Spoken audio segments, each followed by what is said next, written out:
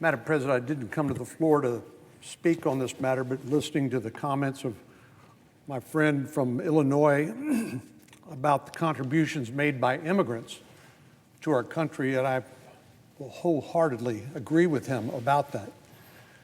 Really, when I think about immigration, I think it's really sort of the secret sauce to American success. It's the notion that you can come from anywhere with virtually nothing, and you can legally immigrate to the United States, and then you can begin to get one of those very difficult jobs, working in the fields, working in a meat packing plant or someplace else, and begin your climb toward the American dream.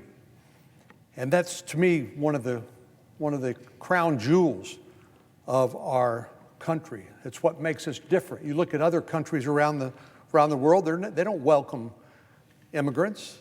They shun immigrants. And their economies and their countries suffer for it. So let me just say I agree with the senator from Illinois about the contribution of immigrants. And I listened very carefully as a border state senator. My state is 40% Hispanic.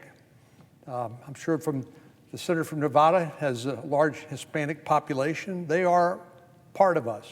They are part of our great nation and make tremendous contributions. The Hispanics in my state are patriots. They volunteer in disproportionate numbers to serve in the military. They work at jobs that are very difficult. They're very tight-knit families. They're people of faith.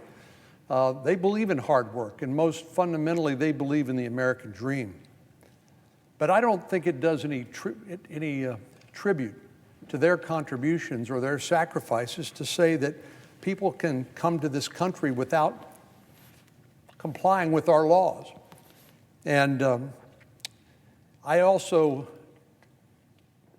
join in the senator's frustration at our inability to get anything substantially done in this space. But I don't think it's good enough for us to complain about how hard it is. We're all volunteers. What we have to do is do the hard work, and we have not done it since I've been here. We've not done the hard work to try to build that consensus in order to pass meaningful immigration reform, and we need to do that. And it's on us. We can't blame somebody else. We're the ones responsible. We haven't done it, and we need to do it. But I would just point out, and the senator from Illinois knows this, that my state has a 1,200-mile border with Mexico. This is ground zero for the humanitarian crisis that's currently appearing at the border. The Biden administration reversed a lot of the policies of the previous administration without having an alternative plan in place. And it was interpreted as laying out the welcome mat for anybody and everybody who wanted to come to the United States. That's why we're seeing these unprecedented numbers, or at least numbers we haven't seen for 20 years, and people trying to stream across the border into the United States. And I know that there's a lot of debate about, well, should we have physical barriers at the border? The truth is,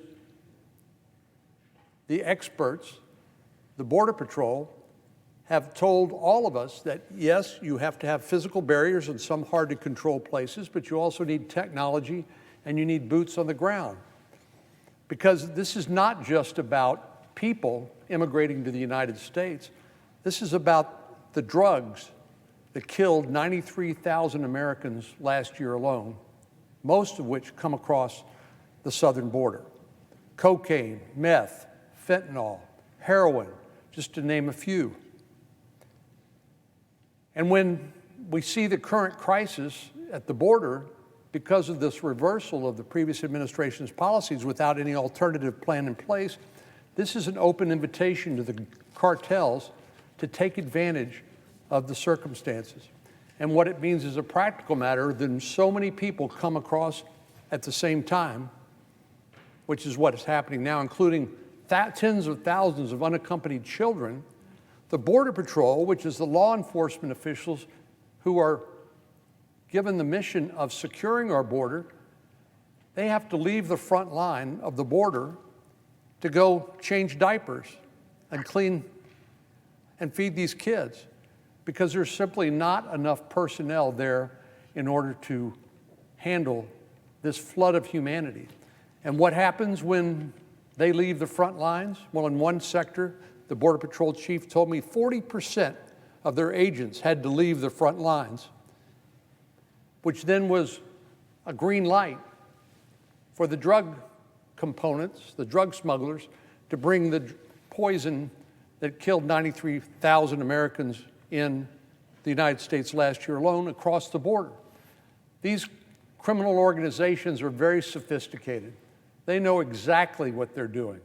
They know exactly how to exploit the vulnerabilities in our law, which is why they also have understood that if you flood tens of thousands, in 1 month alone, nearly 200,000 people across the border, that you're going to overwhelm the system.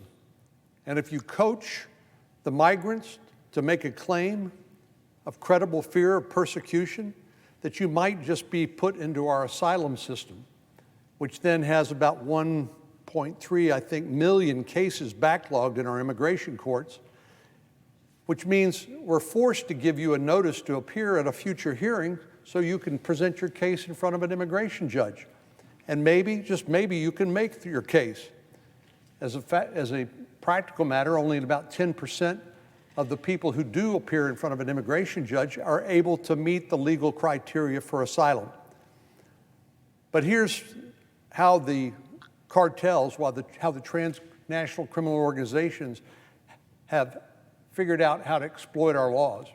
Because we have to release people and give them a notice to appear because of the sheer volume, most of them don't show up for their court hearing. So they've succeeded because of the gaps in our law, not because of a lack of a physical barrier along the border. They're turning themselves in to the Border Patrol and making this claim of asylum because they know that they will more than likely succeed in making their way into the United States. And I don't care how many times the Vice President goes to Central America or talks about root causes of illegal immigration. I don't care how many times that Director Mayorkas tells Cubans, don't come to America because of the danger of coming overseas into our country. These organizations are smart. They're whispering in the ear of these migrants. They're saying, if you will pay us enough money, we will get you to America. And these migrants watch TV. They watch cable TV. They take phone calls and get emails from their friends and relatives in the United States. They know that this statement that don't try to come to America is just completely inconsistent with what is happening on the ground. So I don't think it does us any good to complain about how hard our job is or how many times we failed to get the job done.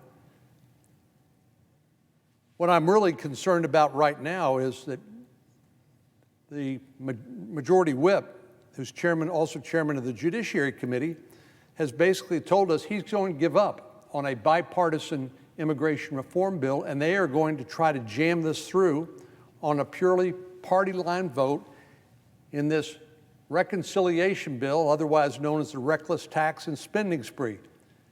Now, I don't expect that the parliamentarian will allow them to do that under the rules of the Senate. This would completely circumvent the rules of the Senate, which require, on matters of substantive legislation, 60 votes to close off debate, the so-called filibuster rule.